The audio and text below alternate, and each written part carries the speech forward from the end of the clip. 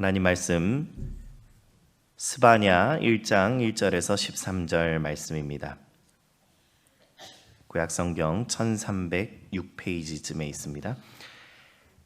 오늘 함께 보실 하나님의 말씀 스바냐 1장 1절에서 13절 말씀입니다.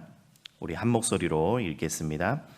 아몬의 아들 유다 왕 요시야의 시대에 스바냐에게 임한 여호와의 말씀이라. 스바냐는 히스기야의 현손이요 아마랴의 증손이요 그다랴의 손자요 구시의 아들이었더라. 여호와께서 이르시되 내가 땅 위에서 모든 것을 진멸하리라. 내가 사람과 짐승을 진멸하고 공중의 새와 바다의 고기와 거치게 하는 것과 악인들을 아울러 진멸할 것이라. 내가 사람을 땅 위에서 멸절하리라. 나 여호와의 말이니라. 내가 유다와 예루살렘의 모든 주민들 위에 손을 펴서 남아있는 바알을 그곳에서 멸절하며 그마림이란 이름과 및 그 제사장들을 아울러 멸절하며 또 지붕에서 하늘의 뭇별에게 경배하는 자들과 경배하며 여호와께 맹세하면서 말감을 가리켜 맹세하는 자들과 여호와를 배반하고 따르지 아니한 자들과 여호와를 찾지도 아니하며 구하지도 아니한 자들을 멸절하리라. 주 여호와 앞에서 잠잠할지어다. 이는 여호와의 날이 가까웠으므로 여호와께서 희생을 준비하고 그가 청할 자들을 구별하셨음이니라. 여호와의 희생의 날에 내가 방백들과 왕자들과 이방인의 옷을 입은 자들을 벌할 것이며 그날의 문턱을 뛰어넘어서 포악과 거짓을 자기 주인의 집에 채운 자들을 내가 벌하리라. 나 여호와가 말하노라. 그날의 어문에서는 부르짖는 소리가 제2구역에서는 울음소리가 작은 산들에서는 무너지는 소리가 일어나리라. 막데스 주민들아 너희는 슬피 울라. 가나안 백성이 다 패망하고 은을 거래하는 자들이 끊어졌습니다. 그때 내가 예루살렘에서 찌꺼기같이 가라앉아서 마음속에 스스로 이르기를 여호와께서는 복도 내리지 아니하시며 화도 내리지 아니하시리라 하는 자를 등불로 두루 찾아 벌하리니 그들의 재물이 노략되며 그들의 집이 황폐할 것이요 그들이 집을 건축하나 거기에 살지 못하며 포도원을 가꾸나 그 포도주를 마시지 못하리라.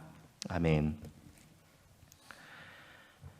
우리가 오늘부터 묵상하는 이 스바냐라는 성경책, 이 스바냐 선지자는 요시야 왕 때 활동했다라고 오늘 1절에서 말씀하고 있습니다. 이 시대는 종교적 혼합과 사회적 불의가 굉장히 만연했던 시대입니다. 그래서 요시야 왕 때에 종교 개혁을 감행하게 됩니다. 겉으로 예배와 제사자가 이어졌지만 백성들의 삶은 하나님과 무관했다라는 것을 보게 됩니다. 사회적으로는 착취가 일어나고 권력은 온갖 오만과 교만함을 드러내고 우상 숭배가 뒤엉킨 시대였습니다. 스바냐는 이때에 하나님의 임박한 심판, 여호와의 날을 선포하고 있습니다. 여러분, 이 여호와의 날은 어떤 날입니까? 여호와의 날은 먼저 우주적인 심판이다라는 것을 보게 됩니다. 여호와의 날 주님의 심판은 인간에 국한된 것이 아님을 먼저 보게 됩니다. 2절 말씀에 보면 땅 위에서 모든 것을 진멸하신다라고 말씀하십니다. 그리고 나서 3절 말씀에 보면 사람과 짐승과 공중의 새와 바다의 물고기 순서가 나옵니다. 사람과 짐승과 공중의 새와 바다의 물고기다. 그런데 이것을 잘 들여다보면 창조의 순서를 반대로 뒤집어 놓았다라는 것을 보게 됩니다. 바다의 물고기와 공중의 새와 짐승과 사람의 순서를 뒤집어 바꿈으로써 창조 순서를 바꾸어 놓았는데 이로써 이 여호와의 날은 창조 세계의 대격변을 예고하는 것입니다. 여러분, 이러한 우주적 심판의 메시지 앞에서 우리는 두 가지를 생각해 볼 수 있습니다. 첫 번째는 인간의 죄는 자연과 사회를 무너뜨린다라는 것입니다. 인간의 죄는 인간 자신들만 망가뜨리는 것이 아니라 자연과 사회를 비롯하여 이 온 우주, 하나님의 창조 세계 전체에 영향을 미친다라는 것입니다. 인간의 죄라는 것은 하나님의 왕 되심, 하나님의 주인 되심을 거역하고 반역하는 행위다라고 말할 수 있습니다. 죄라는 것이 무엇입니까? 죄라는 것은 하나님께서 원래 왕의 자리에 있으셔야 하고 하나님이 원래 주인의 자리에 있으셔야 하는데 그 자리를 찬탈하는 것이 바로 죄입니다. 그리고 그 파장은 피조세계 전체로 확산됩니다. 여러분, 지금도 마찬가지입니다. 우리 사회가 병들고 자연과 피조세계가 병드는 이유가 무엇인지 곰곰이 살펴보시기 바랍니다. 그 중심에는 우리 인간의 자기중심성, 그 자기중심성의 자리를 틀고 있는 이 죄 문제가 있다라는 것을 알게 됩니다. 하나님이 주인이심을 망각하고 내가 왕이 되려고 할 때 우리만 망가지는 것이 아니라 온 세상이 망가진다라는 것을 우리는 기억해야 합니다.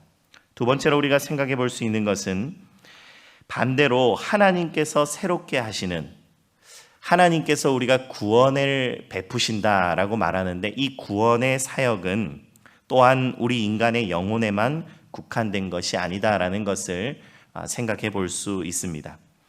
하나님의 구원이라는 말을 성경에서는 또 다른 표현으로서 계속해서 새 창조와 재창조를 이야기하고 있습니다. 우리는 구원이다라고 하면 우리가 죽어서 천국에 가는 것만 생각할 때가 많이 있습니다. 우리의 영혼을 예수님께서 구원하기 위해서 오셨다라고 생각할 때가 있습니다. 그러나 이 구원이라는 표현을 이렇게 협소하게 생각할 것이 아니라 하나님께서 창조하신 세상을 원래의 상태로 돌려놓으시는 새 창조, 재창조로 우리는 기억할 필요가 있습니다. 하나님께서는 자연 만물을 비롯하여 온 세상을 사랑하시는 분이십니다. 그리고 새롭게 하시는 분이십니다.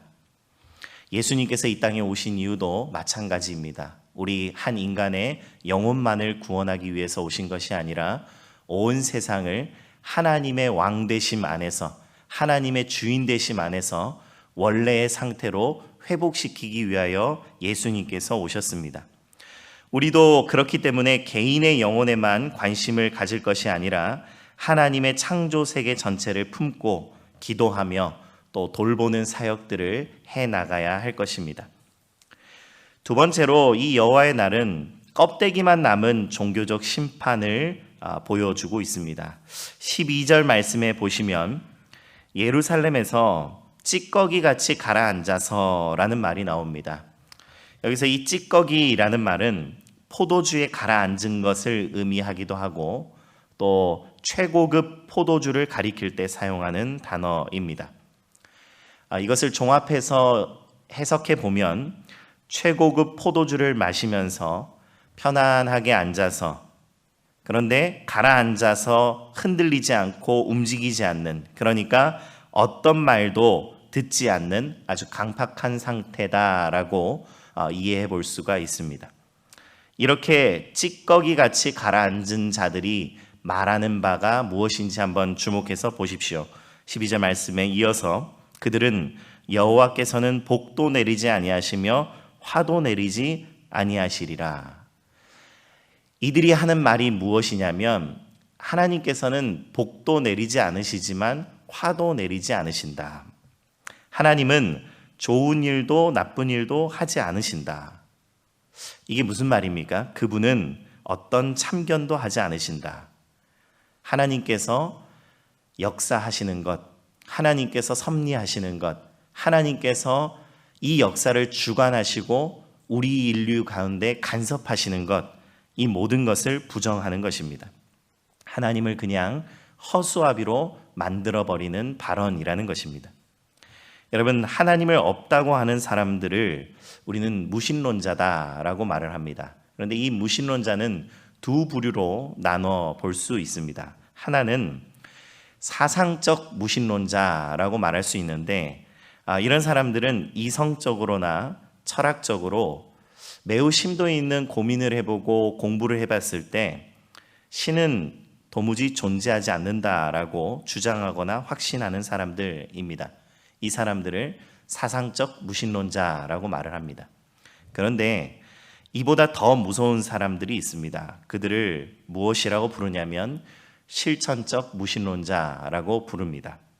이 실천적 무신론자들은 머리로는 신이 존재한다라고 믿고 또 입술로는 고백합니다.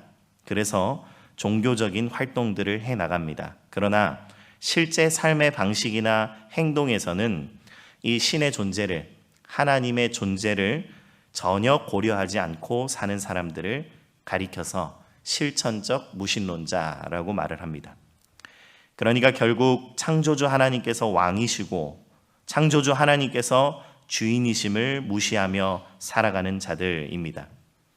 하나님 앞에 나와 제사를 드리고 예배를 드리지만 여호와께서는 복도 내리지 아니하시며 화도 내리지 않으시기 때문에 내 삶에 간섭하실 일이 없다라고 생각하며 살아가는 것입니다. 언행의 불일치 신앙이고 하나님 없는 삶의 방식입니다. 그래서 입술로는 신앙을 고백하지만 결국에는 삶의 영역에 와서는 돈이나 권력이나 자기 능력만 의존하는 모습을 보여준다라는 것입니다. 여러분, 그러나 이 여호와의 날은 다시 한번 회개의 기회임을 우리는 꼭 기억해야 합니다. 7절 말씀을 보시면 주 여호와 앞에서 잠잠할지어다 라고 말씀합니다.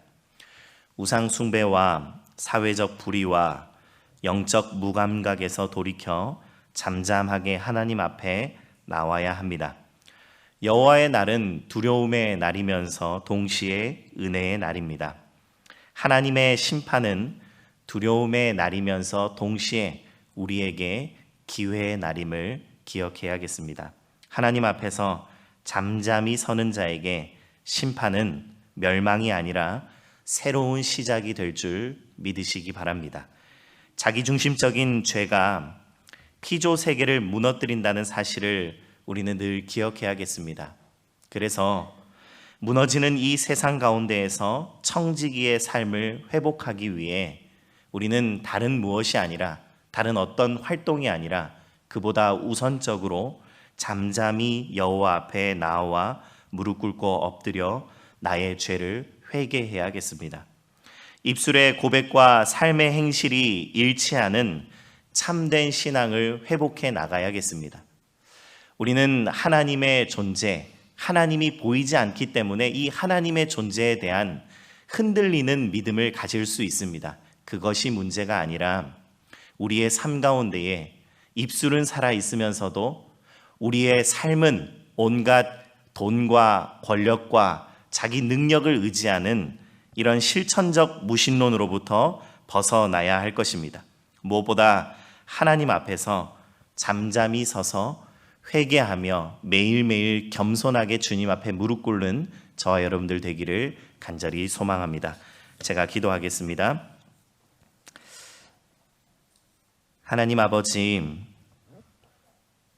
우리가 그리스도 앞에서 날마다 무릎 꿇고 엎드리며 여호와 앞에 겸손히 잠잠히 서는 자들 되기를 소망합니다.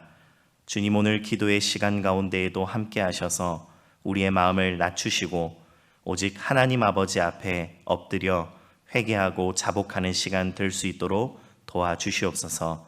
하나님, 하나님께서 왕이시고 하나님께서 주인이신 하나님의 나라를 우리가 살아가길 원합니다. 자기중심적으로 살아가며 온갖 교만함과 오만함으로 하나님을 왕의 자리에서 끌어내렸던 우리들이 주님 앞에 엎드려 오직 하나님만이 왕이심을 고백하는 주의 자녀들 될 수 있도록 은혜 부어 주시옵소서. 오늘도 하나님께서 왕 되시고 주인 되어 주셔서 오늘 우리의 삶을 인도하시고 이끌어 주시기를 간절히 소망합니다. 모든 말씀 예수 그리스도의 이름으로 기도드립니다. 아멘.